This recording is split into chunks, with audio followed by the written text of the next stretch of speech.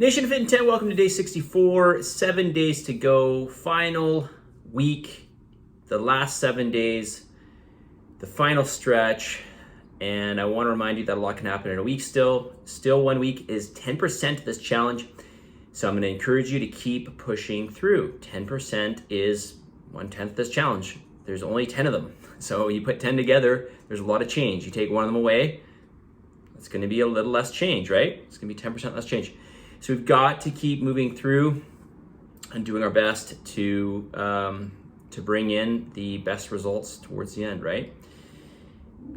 I will talk about the exit strategy soon. Okay, I'll do it this week in a video, so just stay tuned for that. For those of you who've done the challenge, the exit strategy is well, depending on when you did the challenge, it's going to be very similar, or if not very similar, the same as the exit strategy as you know it, with maybe some minor tweaks or whatever. I'm always tweaking things. So, all right, questions.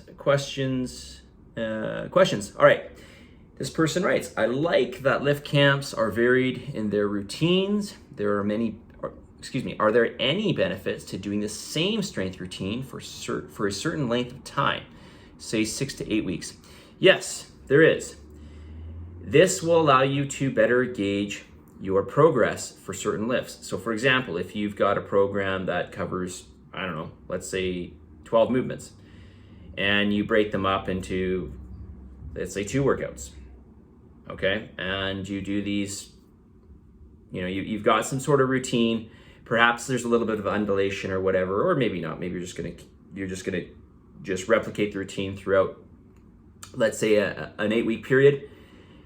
Then you can see that progression. It's much harder to see the progression when you mix in, or if you keep changing up the movements.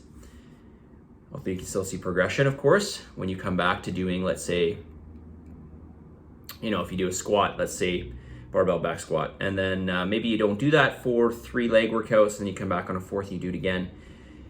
You can still see over time if you're making some strength progress, so long as you're logging. But with this, you can see more direct improvement, and you'll see more improvement in specific lifts. Typically speaking, you should see more improvement in the specific lifts that you're targeting. So, what are the benefits to doing varied? Well, varied, you're getting more of a, what's the best way for me to put this? Think of your body as a link, or sorry, a chain of links, and the chain is of course very long because we've got a whole bunch of links. And essentially what we're trying to do by varying routines and varying different movements is that we're trying to strengthen each of those links. So if you're just doing whatever, the example I gave you, like say 12 movements, you're going to be strengthening, some of those links over time, but the other links are getting ignored. So think of it like that. So over time, perhaps something could break down. Well, I would say inevitably something will break down.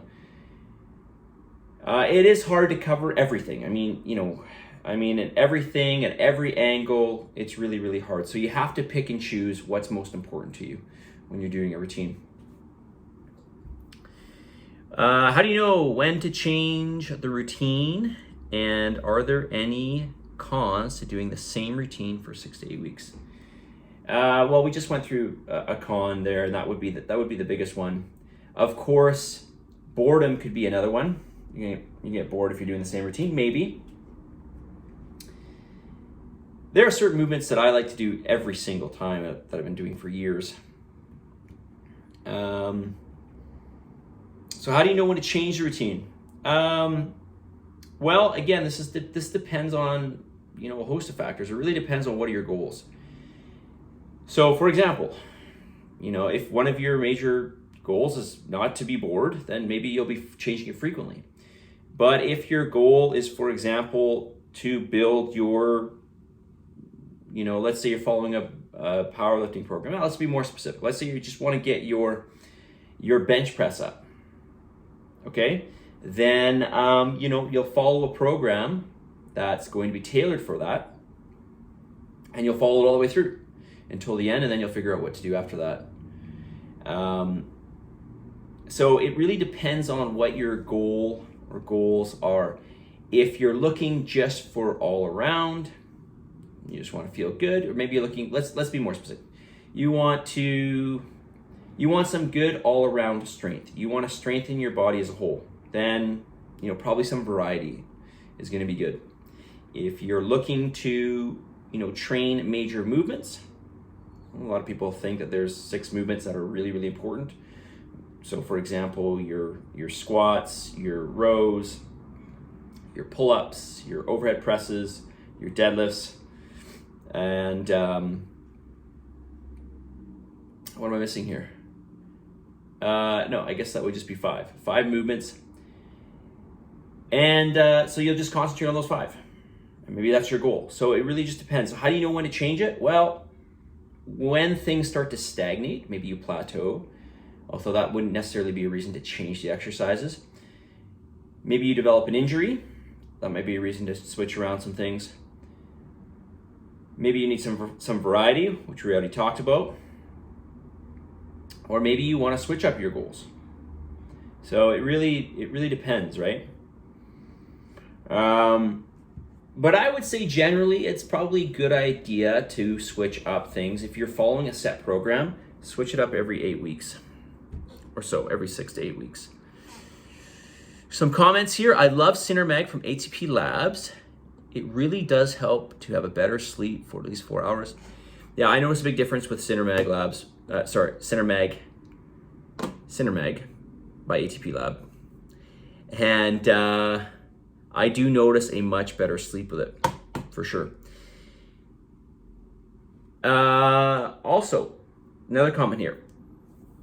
Also, the raspberry omega-3 liquids is the best I've ever had. Amazing taste, and it is not as oily and heavy as some. Yeah, I like it too. The thing I really like about it, to be honest with you, is because Nutricy has a really good one, but it's just not as dense when it comes to the DHA and EPA. Sorry, the DHA, is that what I said? Yeah, DHA and EPA that's in it. So you just got a lot more of it in the ATP Labs. Like when I say a lot more, I'm talking like, I'd have to double check, but I think it's like at least double. So you get a lot more bang for your buck. All right, more questions. How am I doing? No, 8 minutes. Okay, let's get to the message of the day. Message of the day: you're as happy as you allow yourself to be. No one else is in control of how you view the world and your life. Your happiness is up to you. Your happiness is up to you. So just a reminder that if you want to be grumpy, you'll be grumpy. And if you want to be happy, you'll be happy. And it really just depends on how we view things. I know we are all human, but I think sometimes we can also be our own worst enemy. And it helps to just tell ourselves to be thankful for a lot of things that we have and to look on the brighter side of life, because there's so much that we should be thankful for and so much to be happy about, even at the times where you might feel really angry or whatever.